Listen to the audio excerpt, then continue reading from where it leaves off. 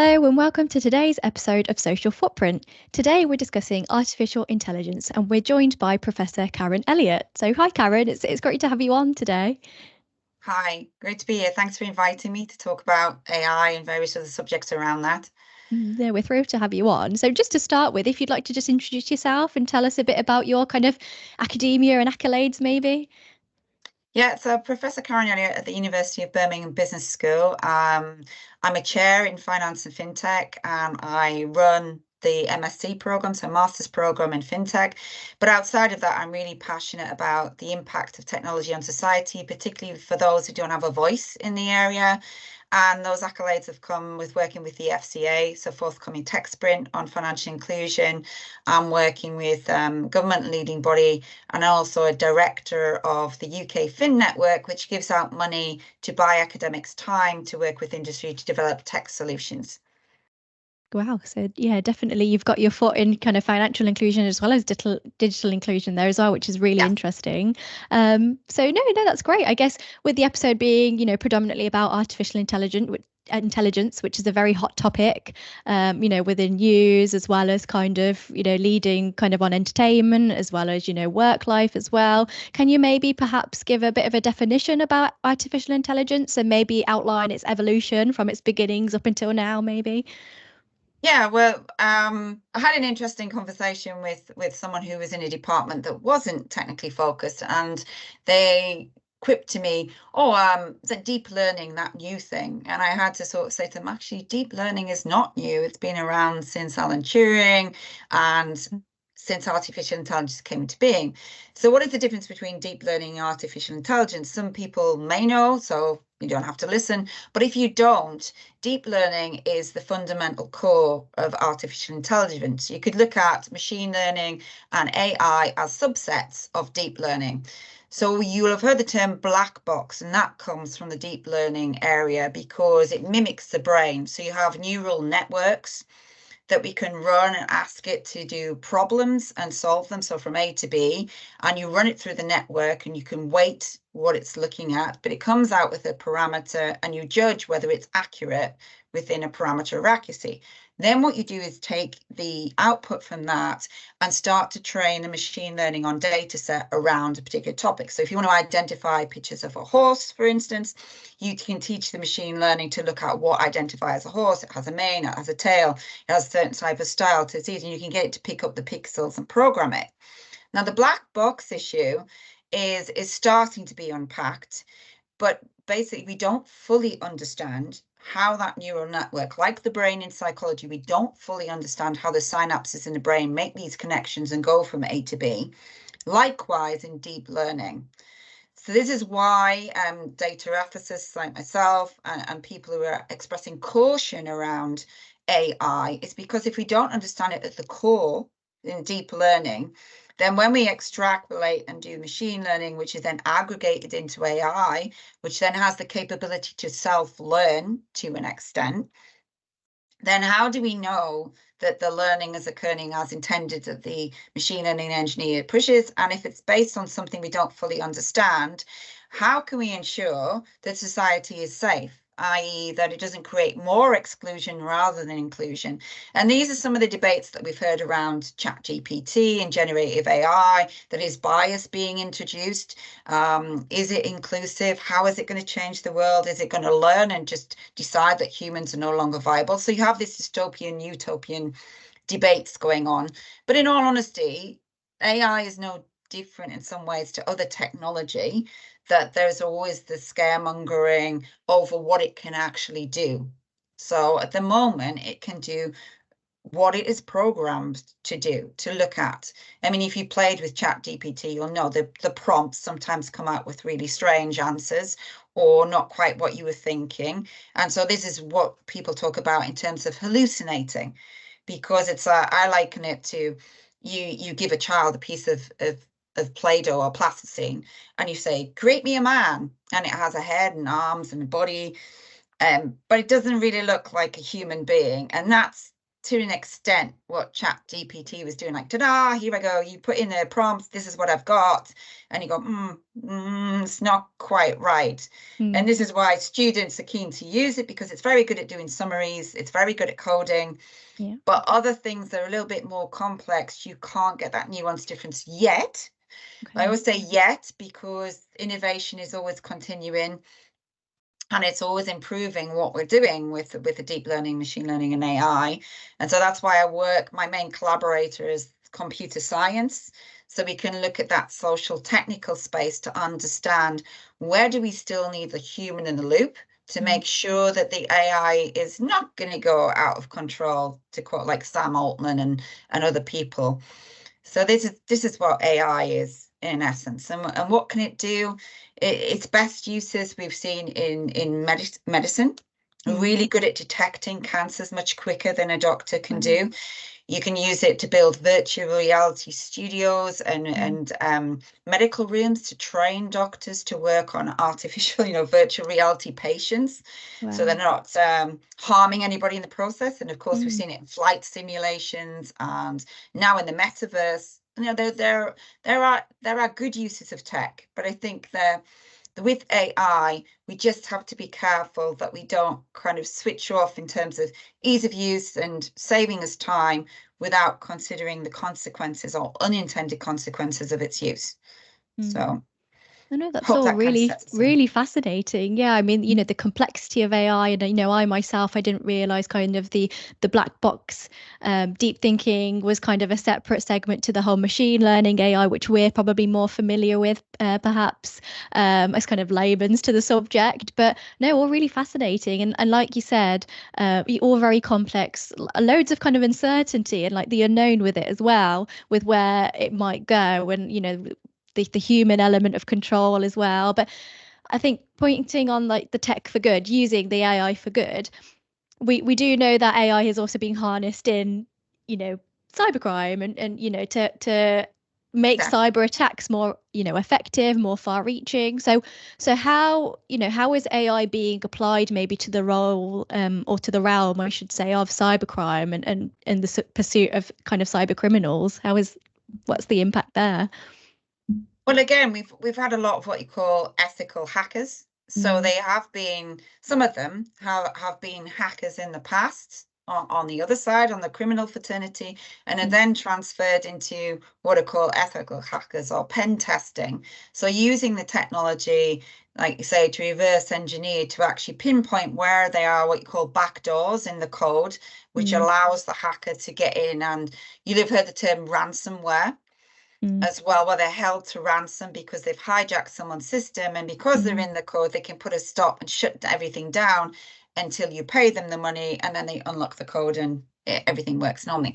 So this is what I'm saying. There are infinite good uses of technology, even in the cars that we drive now. Okay, you've got warnings about if you're too close to a car, if you're moving out of your lane, which infinitely saves life, progressing towards the fully automated human-free car. But we've still got problems there, and that kind of highlights the restrictions of AI, that it can't fully identify objects, and then it has to make the trolley problem choice between A or B. And as we've seen in some testing on fully autonomous vehicles, they end up crashing because the choice they've made isn't a human one that would be able to recognize that that choice was not quite the right one to do. But having said that, like you say, the good uses of it are we're able to detect fraud more easily. We're able to like back engineer and build in safeguarding in the cybersecurity world to look at how we're doing the propagation to make sure that it's as safe as we possibly can be. But again, one of my key things when people hear me speak is I say it starts and ends with humans, because when you've got somebody training the machine learning, we're all biased to a certain extent, depending on our background, our education, where we've come from, influencing how we think and perceive. And one of the issues we do have is that the engineers are still predominantly male and still predominantly white, which causes a lot of exclusion in what the AI can achieve, because it doesn't know what it doesn't know. And if you're training it from your own perspective and not having that diversity thought, then we're perhaps missing opportunities to do for good, but we're also then excluding when we don't mean to exclude. So there's also an element to training the engineers to be aware of what we're doing when we're designing right the way through. And then good uses, like you say, we're actually being more efficient in what we're doing in finance, making decisions. But again, sometimes when it's financial, we have to have a human in the loop to make sure that we're not discriminating against people who could get access to credit. But if you look at the really good uses, say, I was speaking to an expert in Southeast Asia and Indonesia, and there they have to do inclusivity by design, because the mass market is people who don't have so much money. And if they want to be in the market for, say, fintech and financial inclusion and digital inclusion, they have to target their products at the kind of lowest bottom line. So it's slightly different from what we see here, but I'm not going to sit here and say all tech is bad, you know, we need to do this. It's not. It's just reflecting humans, because we fundamentally design it. We have flaws, we have a dark side to our psyche, and we have to be aware of that when we're actually building and speaking to, I mean, UX, user experience, this is what UX designers do. They work with the machine learning experts to go, okay, what does the user's experience look like, and how do we marry them together to hopefully get the best outcome? And you see companies continually improving their offer by liaising with users, having groups to find out what's the experience like, what can we improve? I mean, whenever you go on anything online, say, give us your feedback, tell us, use a 5-star rating, what can we do to improve our services? So this is where technology is saving time. You can do a lot of things online, can transact online, can do energy on, pretty much everything online. But as you said, on the back of that, we need to make sure it's private and secure. However, there is a human caveat, because we tend not to really be bothered too much about the privacy and security until it goes wrong. So I'll give you an example, GDPR, okay, protecting our privacy. How many times have you or I wanted to get on a website, seeing the list of terms and conditions and just gone, yes, without really thinking too much about who now has permission to access a profile of me? And then this can lead to criminal activity, which has happened to me, where I came back from holiday and someone had tried to open several accounts in my name, running to tens of thousands of pounds. And this was because there was a security breach at the university I was working at before. So my details got out there, which then could be used with the technology to impersonate me. Luckily, there's also safeguards in place that now the financial institutes have to go, okay, Karen, this has happened, but we've got your safety. We didn't approve those, which is a good thing, which is when it becomes really important. But if you think about our day-to-day use of downloading apps, opening them, agreeing to the terms and conditions, rejecting or accepting the tracking on your data and the permission to resell your data, we don't engage with that too much because we're all busy and we've all got ease of use, ease of navigation. We've all got 10,000 things going on at once. So this is where it's a trade-off with starting and ending with humans. It's a trade-off all the way along. Wow, no, that's all really, really interesting there. I mean, there's a lot to unpack there, lots of interesting things you said. I mean, you know, your experience yourself, obviously, of somebody kind of pretending to be you, that deception. I mean, you know, from my knowledge, I know, you know, the presence of deep fakes now, video deep fakes, like you said, kind of voice cloning, you know, APP fraud with the whole social engineering, forcing somebody to do something because the cybercrime is so realistic now with the use of AI. Like, how is that impacting people kind of on like that grassroots level, and how is it impacting maybe society as well? I think the research is showing that, because I think you mentioned earlier about literacy, about digital and financial literacy, and the digital literacy sphere of being aware what is authentic or what is that potentially a fake, there is a gap there. And we hear that many vulnerable areas of society, like aspects and citizens, become targeted because they have this gap in the knowledge to recognize that it's a fake. I mean, the emails now, I mean, years ago you used to get the fake emails from your bank, and you could tell it was a fake, that it was phishing, because the email address usually had a foreign suffix. Mm. So like .fz or Okay. ch or some way you didn't recognize it. Definitely wasn't the UK. But Mm. now, through technological innovation, they are so good. It is hard for people to determine. They think they're genuine, and they fish, and then it's too late. They've got your bank account details, and we hear time and time again of particularly the elderly as well, who are not so digitally savvy, losing all of their savings, losing the rights to their house, losing everything just by responding to, say, a postal advert saying you must comply and give me your financial details. So it's like you say, that there is this problem around the digital divide, not least because we need to make people aware that you can prey on the most vulnerable in society, and they do seem to be attacked more than people who are digitally aware. Okay, so I guess, yeah, the education piece is a huge It's kind part of of it. point. Yeah, okay, yeah, a huge part of it. So is that something maybe, talking about what organizations or businesses might be able to do to help alleviate, the pain that their customer base may face? Is education a big part of what they can do maybe in terms of helping the customer base, preventing them falling victim to cyber attacks? How might that be a solution they can adopt? Yeah. I mean, it's not as straightforward as it sounds, but speaking about the financial sector, because that's where I spend most of my time, at the moment, the FCA, so the Financial Conduct Authority, have got Consumer Duty pushing through, which is aimed at tackling this very problem, like putting the responsibility onto the financial providers to ensure that that consumer is protected, that they understand it's coming from them, that they keep checking and using friction in a system to make sure that they're identifying vulnerability.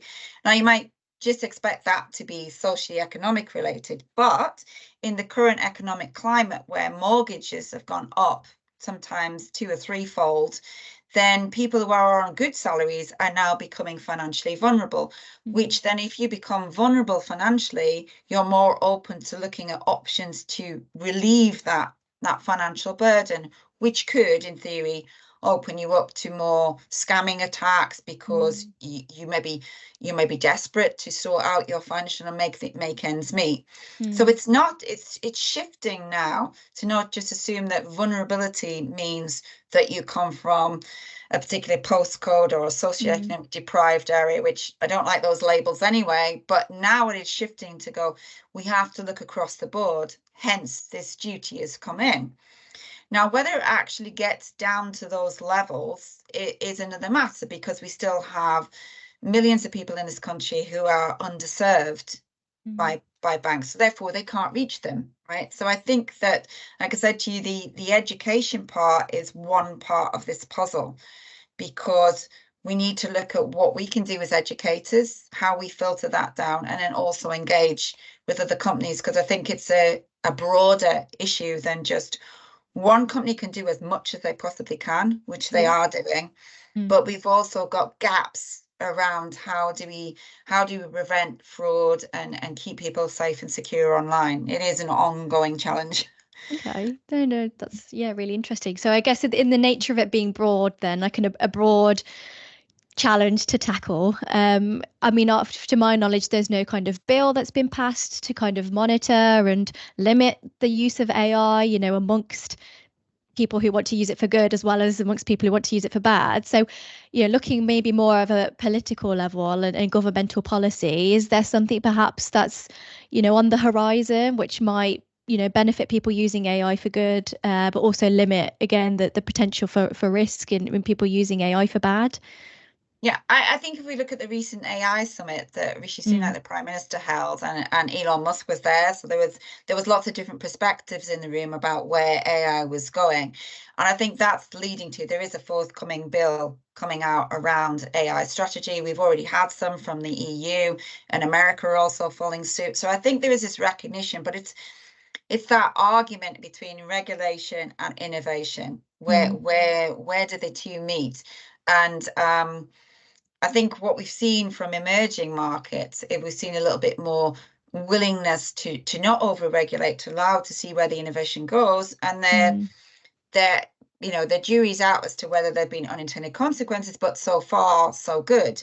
Now in the UK, we have to balance that. You know, you have to know your customer before you lend, or if you're a digital company, you have to do checks to make sure you are being responsible in what you're doing around your company. But yes, there is legislation and acts coming through. There's also guidance from like British Standards Institute, ISO standards, etc. There's also IEEE, which is looking at the use of AI globally, and that's a conglomerate of academics, practitioners, consultants. So I'm part of that, looking at the effect on the planet and people. So there's lots of people like me getting involved in that to do their little bit to say, what should it look like? But definitely in the UK, after the AI summit, I mean, Rishi did state that we're going to start looking at marking your AI homework. So what does that mean? That means trying to be transparent as possible, how you're going from deep learning, machine learning to AI and what you're using it for, to make it more trustworthy. Because if we as customers don't understand this process, are not technologically inclined, then the more transparency of describing how you get from there to there actually starts to build trust in the technology, but also how your data and your online identity is being used and promoted, and how AI is taking that and then presenting you with good offers, or looking at your profile and seeing what would be best suited to you, making recommendations. That's what it does. Or in ChatGPT, helping you to find the right prompts, servicing you, etc. So that's the way it's moving. But yes, there is always this continual balance between regulation, not stifling innovation, but making sure that the innovation doesn't go off in a direction where we have to look back and go, if only we'd known, we wouldn't have done that. So I think this is where the debate is at the moment. Okay. We know there's innovation, we know there's possibilities. AI can do so many fundamental things to release us to do more efficient, more interesting work, and they can deal with like the hard crunching of big data and coming up with the efficient ways to do that and reduce protocols and time processing. But also we need to make sure that it's doing that in the right way, that doesn't cause harms further down the line. Yeah, no, it sounds really promising that, like you said, there are kind of regulatory barriers for perhaps cyber criminals, which is obviously a real positive for the general population who, again, you know, they, with the digital divide, they might lack the education to protect themselves. So it's really promising in that element. And obviously innovation sounds really exciting too within the realm of AI. So lots to look forward to there in terms of, regulation and innovation, like you said. I mean, you know, with your knowledge as well of kind of emerging technologies, are there any kind of solutions or strategies that businesses and organizations are perhaps using to protect, you know, their customer base, and as well as their own kind of softwares and hardwares from AI? Yeah, I think the cost to serve is coming down, because as innovation grows, it becomes cheaper. So for instance, if you want to go in the metaverse now, to buy a visor is expensive. Okay, it's about £3,000 to buy an Apple visor to enter. But we've seen this with technological innovation. Mobile phones, you know, although they are still reasonably expensive, you can get different levels of mobile phones to get access to that market to be able to function. So this is what we see, the trends. When you start with an innovation, it's expensive. As more people copy that and use AI, the cost to serve comes down. So this is for companies, what they need to do is ask the right questions. Is this the right tool for the job? You know, a basic kind of physical tool. Now we move into a digital tool. Is this the right job? Does machine learning do what I want to do while still protecting my customer? I think they're the fundamental questions to ask, because then you can look at mitigating the risks. You know, if the machine learning does this, does it cause a raft of risks here?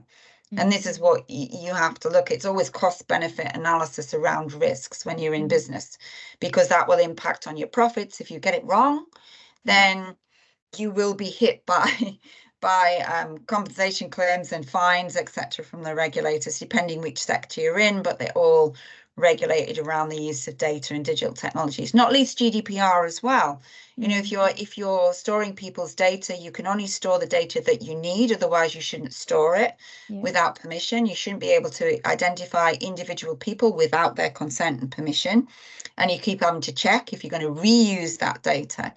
So I think companies need to ask fundamental questions of what their operations are, which digital tools are right for the job that they want that digital tool to do. And if they don't know the answers, then they can work with universities, they can work with consultants who have expertise, but obviously that comes with a cost.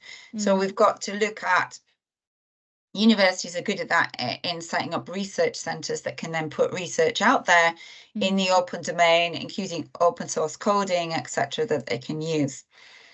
And again, that caveat leads on to ChatGPT. If you're using it for coding and programming, you've got to be careful where it comes from. Ask the questions, where it comes from. If I bring this into my business, do I know the authenticity and the root of it?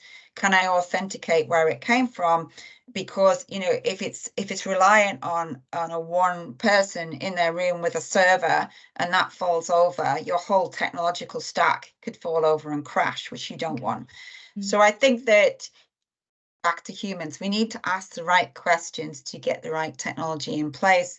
Do we need machine learning or AI, or is it a hybrid or something else? So I think it's very much defined and tailored to the use of the organization. And depending which sector you're in, there will be regulations around the use of it.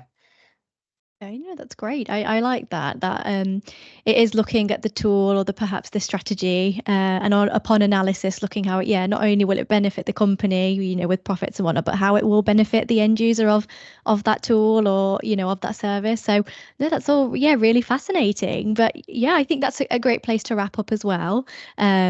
But it's been great to have you on, Caro, and I've learned so much about the the world of AI, and hopefully our listeners will have learned a lot as well to adopt into their kind of business strategies maybe.